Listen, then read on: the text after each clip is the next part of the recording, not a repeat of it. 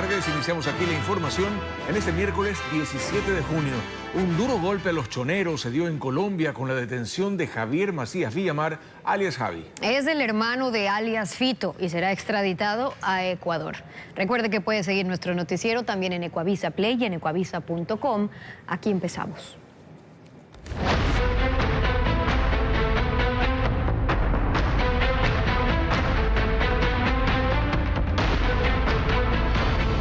Alias Javi. Golpe a los choneros.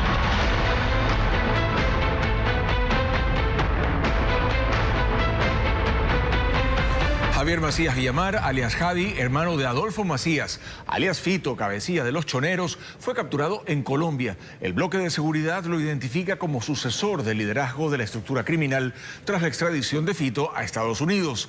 En Ecuador está procesado por lavado de activos y tiene antecedentes por otros delitos. Paul Romero con el informe.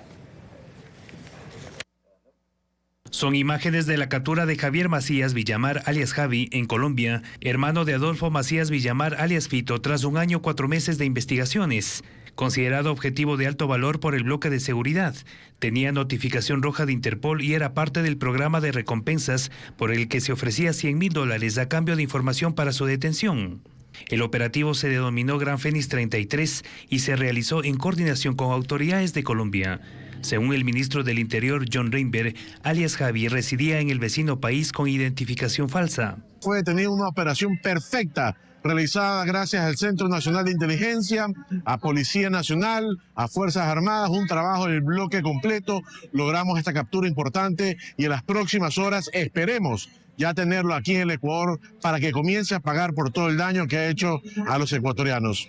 Tras la extradición de su hermano alias Fito a Estados Unidos, cabecilla del grupo armado Los Choneros, en julio de 2025, se lo consideraba como el sucesor de esta organización criminal calificada como terrorista por el Departamento de Estado de Estados Unidos. En Ecuador tiene antecedentes por asesinato, tenencia ilegal de armas y lavado de activos, delito por el que en marzo de este año fue llamado a juicio en el caso denominado Blanqueo Fito. Tras su captura continuará el proceso judicial en su contra, según la Fiscalía. Por este caso, en mayo pasado fueron sentenciadas 6 personas naturales, parte del círculo familiar de Fito y 2 personas jurídicas. Por decisión unánime, un tribunal de garantías penales dictó sentencia condenatoria a 10 años de prisión para los 6 implicados por el blanqueo de $17.3 millones en el sistema financiero nacional entre 2016 y 2024. Alias Javi será extraditado de Colombia según la Fiscalía, pero no se ha confirmado la hora de su arribo al Ecuador. Según el ministro Reinberg, el gobierno de Colombia no actuó de forma oportuna.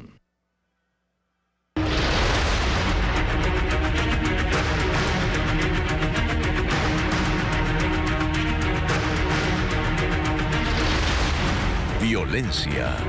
Fiscales en la mira.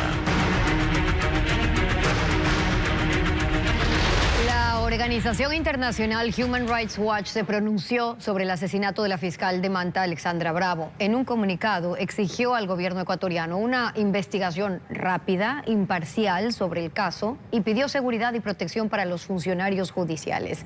Estefanía Arias conversó con la directora para las Américas de este organismo, quien reveló que Bravo sí alertó en mayo a la organización sobre el peligro al que estaba expuesta.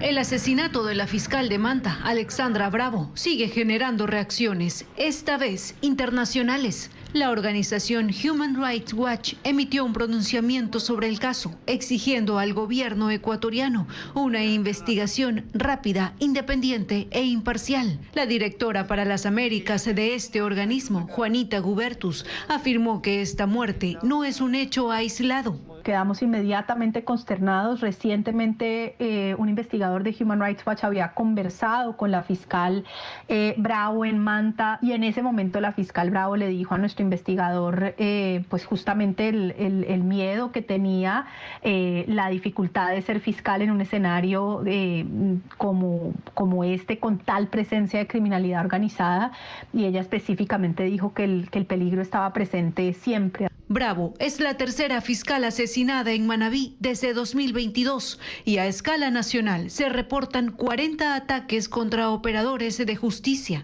Para Gubertus, el gobierno debe dejar de tratar al sistema de justicia como algo secundario. Una de las principales falencias de la política de seguridad del gobierno Noboa es que ha insistido ahora otra vez en el uso de estados de excepción, en la caracterización de la criminalidad organizada como si se tratase de un conflicto armado, pero sin fortalecer el eslabón más importante de la cadena de la lucha contra el crimen organizado, que son los operadores de justicia, los jueces, los fiscales, los investigadores forenses. La directora para las Américas de Human Rights Watch espera que las autoridades lleven a la justicia a los responsables de este caso, incluyendo a quienes ordenaron el ataque.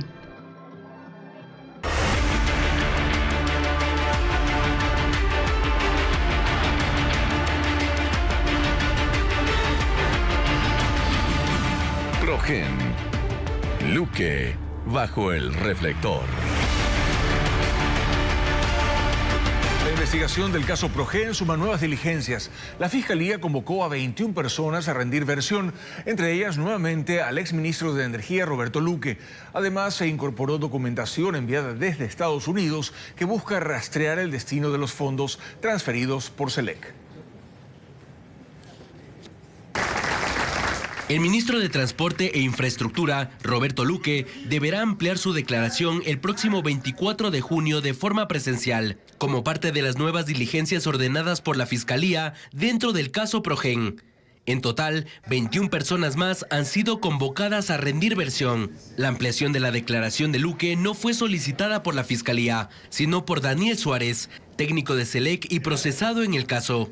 Como parte de las nuevas acciones, la Fiscalía también dispuso el ingreso bajo cadena de custodia de documentación enviada por el Departamento de Justicia de Estados Unidos y su incorporación al expediente. Estos archivos tendrían documentos que permitirán rastrear el destino del dinero que SELEC transfirió a Progen. También permitirá identificar quiénes son los dueños, socios, directivos y beneficiarios de la empresa estadounidense. Además, acogiendo un pedido del exministro Antonio González, la Fiscalía convocó a rendir versión telemática a los representantes legales de Progen en Estados Unidos, Andrew Williamson, John Manning y Helio Costa, el próximo 6 de julio. Dentro de las diligencias, también se dispuso incorporar al expediente toda la información que Celso Sánchez, testigo clave en el caso Progen, entregó a la Fiscalía, incluidos audios, correos electrónicos, videos, una computadora, un celular y otros soportes digitales o documentales. El presidente de la República, Daniel Noboa, concedió una entrevista al medio mexicano Televisión Azteca en la que resaltó los índices económicos de su gobierno y la lucha contra el narcoterrorismo. Se le consultó sobre la diferencia diplomática con México y el mandatario reiteró que la razón por la que se ingresó a la embajada fue porque estaba una persona con sentencia ejecutoriada, en este caso Jorge Glass. Aunque resaltó que ese país ha recibido políticos y otras personas relacionadas con actos de corrupción, como en el caso ISFA, aspira a que las relaciones mejoren. Una de esas presentaciones periódicas a corte se metió en una embajada. Personalmente me gustaría restablecer relaciones con el gobierno mexicano. Tenemos muchas empresas mexicanas también que invierten en el Ecuador y no hay razón alguna por la que tengamos pues una pelea o tener relaciones diplomáticas suspendidas en este momento, que está más en la cancha del gobierno mexicano que en el nuestro. La Revolución Ciudadana presentó un nuevo juicio político contra la exministra de Energía, Inés Manzano. La acusan de incumplimiento de funciones por el caso ATM. Patricio Díaz cuenta qué puede pasar con este nuevo intento de fiscalización a los contratos fallidos del sector eléctrico. El correísmo dice que no se rinde y presentaron un nuevo juicio político contra la exministra de Energía Inés Manzano.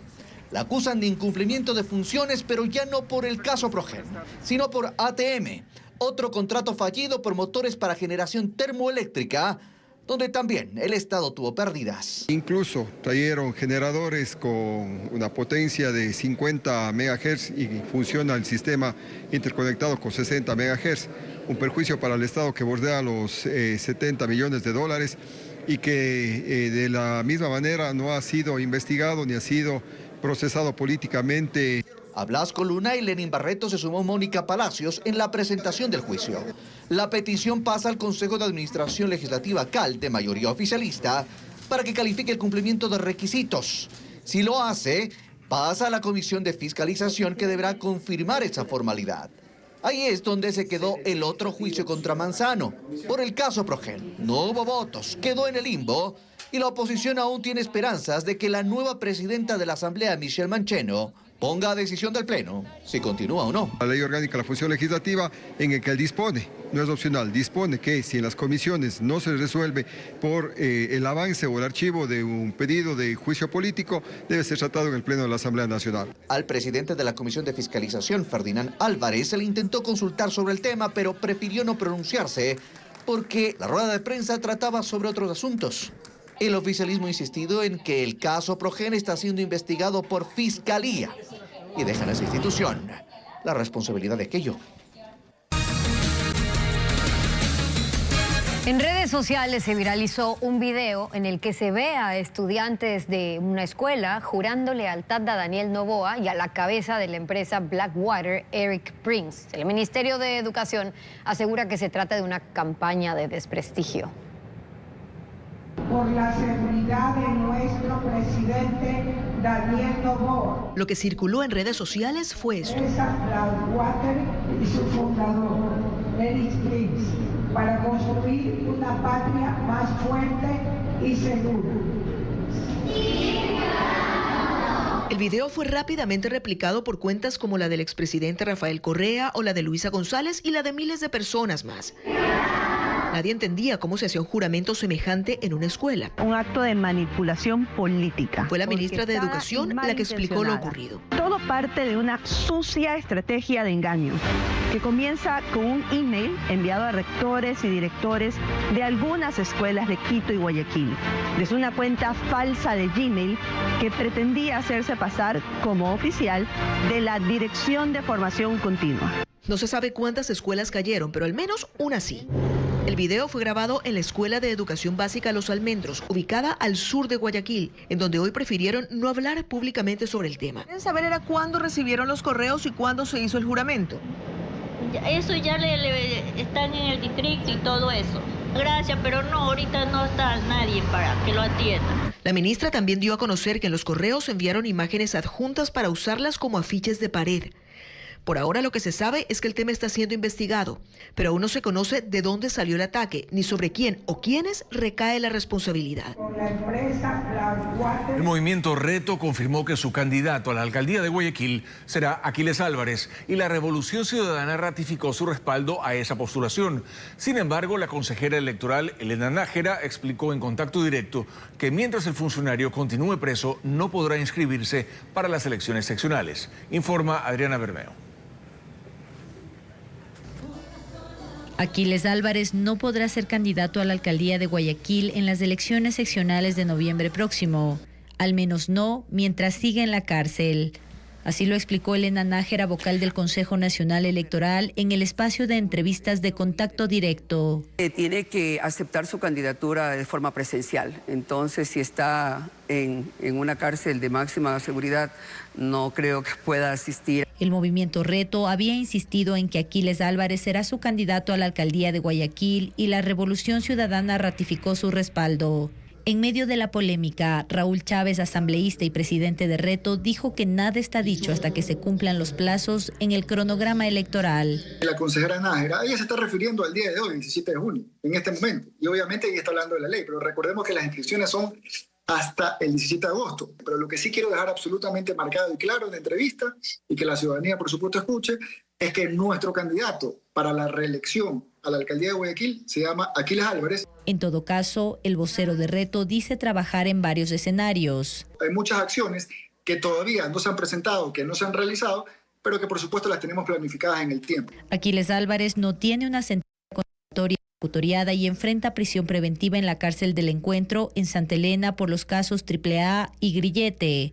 Su libertad y los tiempos dependen del avance del juicio y las decisiones de los jueces. 2 toneladas de cocaína fueron decomisadas en una zona montañosa del cantón Jama, esto es en la provincia de Manabí. La operación Atlas 25 fue ejecutada por la Policía Nacional y el Departamento de Seguridad Nacional de Estados Unidos. Según el ministro del Interior, John Reinberg, el cargamento estaba distribuido en 50 bultos e iba a ser enviado a otros países en lanchas rápidas. 3 camionetas, 2 motos con placas adulteradas fueron retenidas.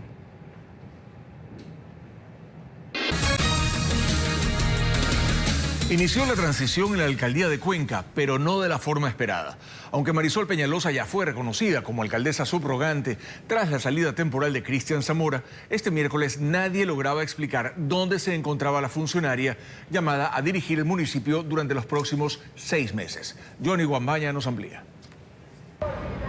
El secretario del Consejo Cantonal de Cuenca confirmó que desde este miércoles Marisol Peñalosa es la alcaldesa subrogante de la ciudad. Sin embargo, su ausencia marcó la jornada. Esta mañana, mientras en el municipio ya se preparaba el despacho que ocupará durante los próximos 6 meses, nadie lograba precisar dónde se encontraba Peñalosa. La vicealcaldesa asumió la subrogación tras la salida de Cristian Zamora, suspendido por 6 meses del ejercicio de cargos públicos como consecuencia de una sentencia del Tribunal Contencioso Electoral por violencia política de género. En su oficina, colaboradores comenzaron a trasladar documentos y pertenencias hacia el despacho de la alcaldía, pero ella no se presentó. Ecuavisa le solicitó una entrevista, pero la persona encargada de su agenda respondió por WhatsApp que ella se encuentra en reuniones previamente programadas. Quienes sí acudieron fueron 3 concejales que mantuvieron reuniones relacionadas con las comisiones que presiden o integran.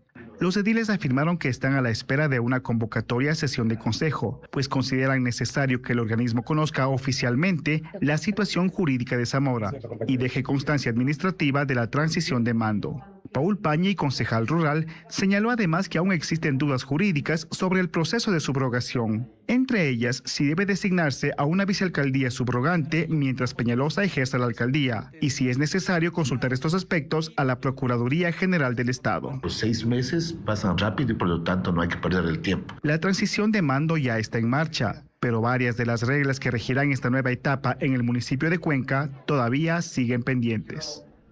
Tras la intervención del Comité Olímpico Ecuatoriano y el desconocimiento de la directiva de Jorge Delgado, el vicepresidente de ese directorio, Jefferson Pérez hizo un llamado al gobierno y a los deportistas a sentarse en una mesa de diálogo para buscar una salida a la crisis. Mientras tanto, el ministerio sostiene que la medida era necesaria por la falta de una directiva legalmente registrada. María Gabriela Carpio ahora informa.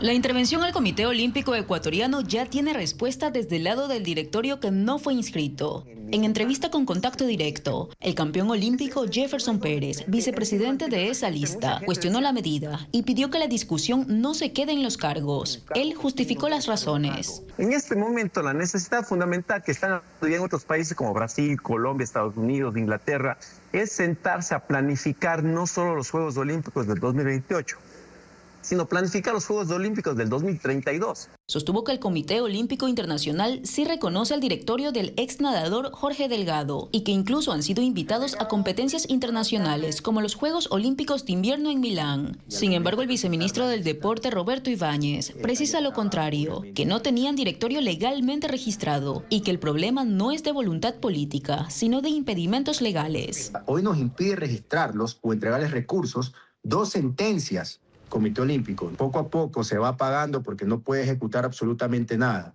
Y simplemente el hecho de tenerlos, estos dirigentes ahí, porque simplemente no quieren irse, está poniendo en riesgo al movimiento olímpico ecuatoriano.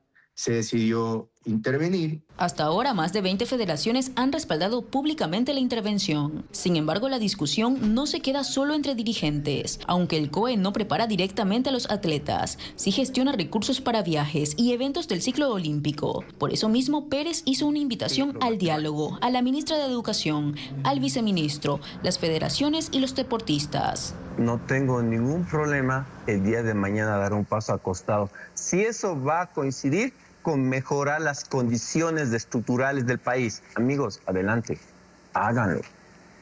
Roberto, tú más que nadie sabes mi compromiso con un país, con el deporte. Sabes cuánto amo, sabes, y te entiendo porque fuimos juntos compañeros de equipo en los Juegos Olímpicos del 2008, en el cual tuve la oportunidad de ganar mi segunda medalla olímpica.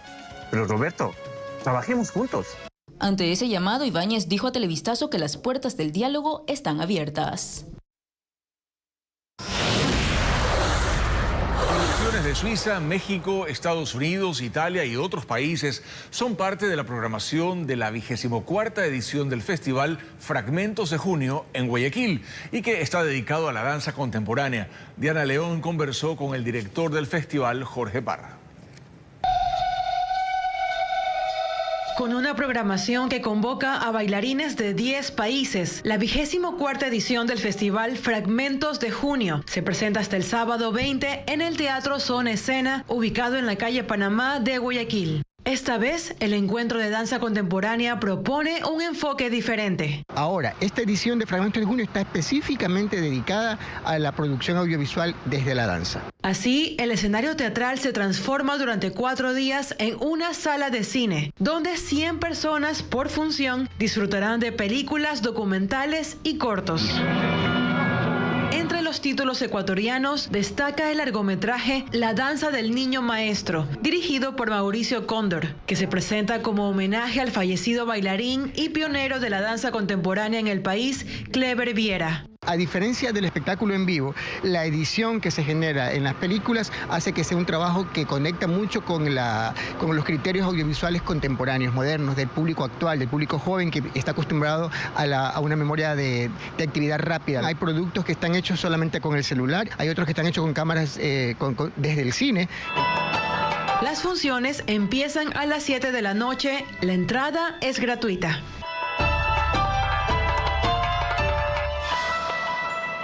Y con eso estamos concluyendo esta emisión informativa. Gracias a ustedes por su sintonía y recuerden que en ecuavisa.com y en Ecuavisa Play pueden encontrar toda la información relacionada a la preparación de la selección para su partido ante Curazao, que será este sábado.